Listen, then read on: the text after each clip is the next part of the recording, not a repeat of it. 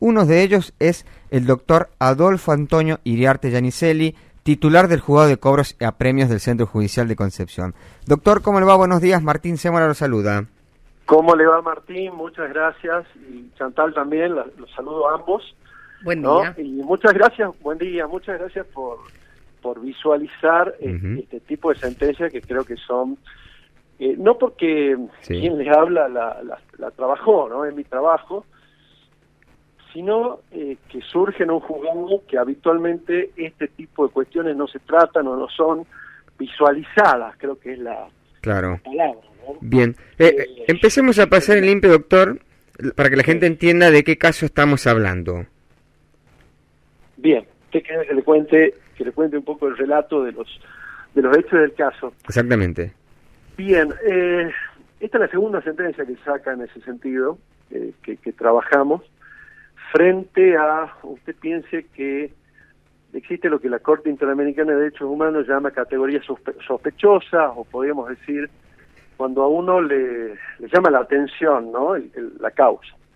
En este tipo de casos son porque, ya sea porque una mujer se dirige a tribunales, solicita a través de una mediación los alimentos para ella o sus hijos, y directamente pueden haber dos situaciones. Una, que por X circunstancias la mujer no se puede presentar a la audiencia de mediación.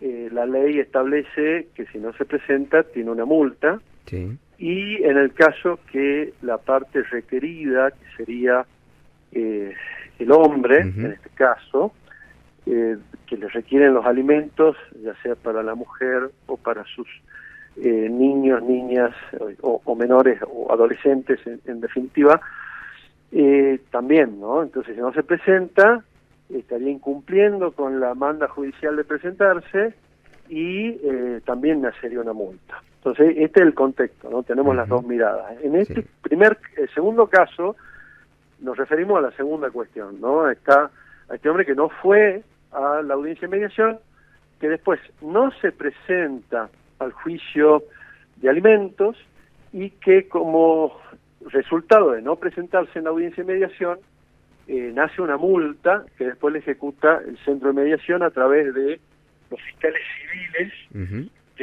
del Ministerio Público, ¿no?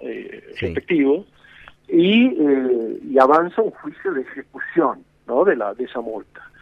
Lo notificamos en múltiples oportunidades, no se presentó, y frente a esta categoría sospechosa que para nosotros nos hace visualizar justamente este tipo de causas, que es en la audiencia de mediación cuando se trabajan cuestiones de familia, cuestiones de alimentos, cuestiones de compensaciones que requieren habitualmente las mujeres a sus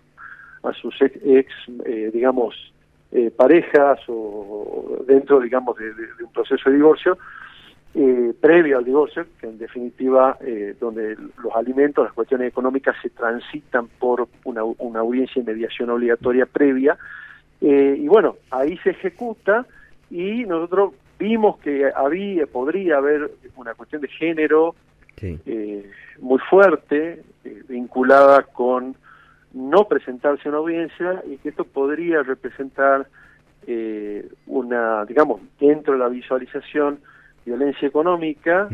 Y bueno, hicimos un análisis que se llama un control de convencionalidad y de constitucionalidad, que es, para que la gente lo entienda, analizar si las normativas internacionales están cumplidas o no están cumplidas, y todas las que de alguna forma tienen que ver con justamente la perspectiva de género, vulnerabilidad, todas estas cuestiones que se les llama categorías sospechosas.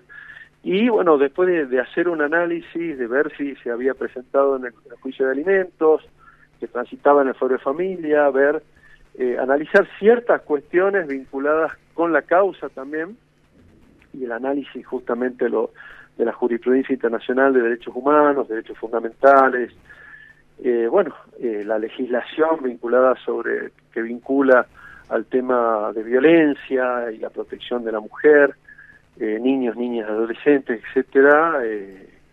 Advertimos que que debería proseguir la causa y no declarar la prescripción de la multa, para que se entienda también, cuando un organismo del Estado ya aplicada la multa, ya nació la multa, pero tiene un tiempo de 2 años para ir a tribunales y ejecutarla. Cuando ese tiempo estaba vencido, nosotros por una jurisprudencia de la Corte, en el caso de las multas, tenemos que declarar de oficio, porque si bien ahí la nota que usted ha leído, nos dice que tenemos que pensar como jueces penales y como en un instituto del orden público, si bien no se entiende mucho esto, decir, bueno, es algo que está arraigado a la ley, que tiene que nacer de oficio y de alguna manera los jueces tienen que declararlo de oficio a esa extinción de la multa, ¿no?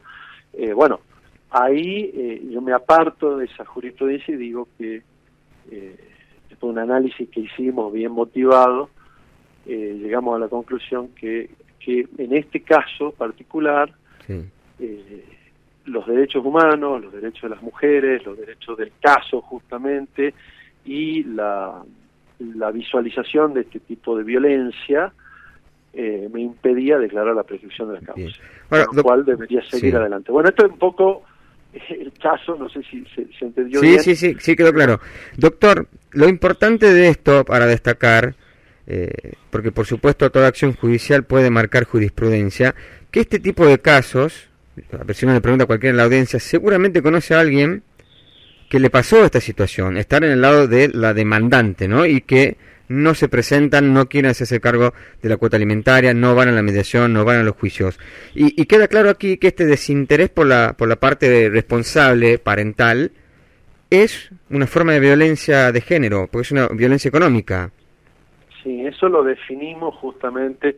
Yo no sé si está definido ya en jurisprudencia, citamos varias causas, a nivel federal inclusive, y jurisprudencia, donde sí hemos conceptualizado el hecho de no presentarse a este tipo de audiencias como un indicador de violencia económica. O sea, es un poco lo que hemos manifestado. Hay que también destacar que el fallo está firme, no lo pueden revisar, con lo cual, como usted dice, quizás pueda ser interesante que genere jurisprudencia. ¿Qué implica esto? Para que la gente entienda, que se empiece a citar esta causa y las causas posteriores sigan el mismo resultado. Eso es lo que significa un poco generar jurisprudencia. Y también lo importante de dar el mensaje, ¿no? De pensar las causas teniendo en cuenta la visión de quién es el más vulnerable en este tipo de casos, y también actuar en conforme a ello, por supuesto siempre que la razón la asista a esa parte.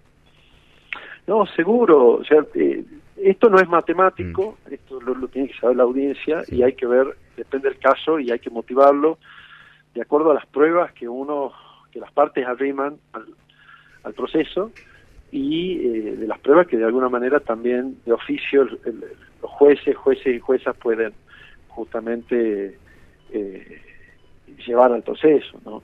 Y motivar, toda sentencia tiene que estar motivada, y motivarla de acuerdo al Estado de Derecho convencional y de los derechos humanos, que es el Estado donde la era de que estamos viviendo, ¿no? Y esa visión, yo creo que juzgar con perspectiva de género es una obligación de todos los magistrados y magistradas. Doctor, justamente sobre eso le quiero preguntar, más allá de este caso puntual, ¿cómo lo trabajan ustedes en el juzgado? ¿Han ido cambiando también la forma de dirigirse, ¿no? A cada una de las personas que llegan, digo, en cada uno de los juicios que se pueden dar? Digo, bajar el mensaje también para que sea más fácil entenderlo. Digo, ¿cómo se trabaja eso? Sí, desde que, bueno, el juzgado del cual a donde trabajo, ¿no? Es un juzgado nuevo, ¿no? Tendrá 3 años, y la visión que siempre se tuvo es de cercanía con la ciudadanía. Incluso trabajar el lenguaje claro y accesible desde digamos, la labor diaria, y aparte también en algunos tipos de sentencias. ¿Qué es lo que pasa? Que habitualmente este fuero en un 80% está cargado de cuestiones vinculadas a lo tributario y financiero, que es el cobro de impuestos, el cobro de multas. Usted piense que toda deuda que se tiene con el Estado va a parar en este tipo de fuentes. Claro. Pero inclusive las deudas de los créditos que da la Caja Popular. O sea, esto para que usted entienda la dimensión de variedad de causas que hay. Entonces, este tipo de causas tienen lo que decíamos justamente, frente a categorías sospechosas procesales, que puede ser una audiencia de mediación, el juicio de alimentos, compensación, ahí ya nos hace visualizarlas de manera diferente al resto de las causas, ¿no? Que puede ser un cobro de la patente del auto, o sea, que no tienen absolutamente nada que ver, pero quizás que inclusive también hay jurisprudencia, le comento, no nos tocó ningún caso todavía, pero en el caso que se puede llegar a aplicar vulnerabilidad en el tema del cobro de una patente. Claro. ¿Me entiendes? Y hay, ya hay en corte. ¿Me entiendes? Porque o sea, las personas vulnerables, muchas están exentas, o en el inmobiliario también, un adulto mayor, una persona adulta mayor, que de alguna manera no ha generado justamente la exención. Yo creo que estamos obligados a tratárselo, inclusive de oficio, ¿no? O sea, y ese compromiso es el que todo el equipo, ¿no? Porque acá es una cuestión del equipo de la secretaria, que es Julieta Berral, de todos los que componen los relatores, las relatoras, las empleadas, los empleados, que tenemos esa visión, ¿no? O sea, y la misión, o sea, de visión y misión de llegar con un mensaje claro a la sociedad. Doctor, muy amable por su tiempo, muchísimas gracias. Bueno, muchas gracias, Martín, muchas gracias a toda la audiencia, y bueno, desde luego, a su disposición, señora Chantal, también una alegría, digamos, conocerlo mediante este espacio. Que tenga un buen día. Gracias. Bueno, hasta luego. Hablábamos con el doctor Adolfo Antonio Iriarte Yanicelli, titular de Juzgado de Cobros y Apremios del Centro Judicial de Concepción.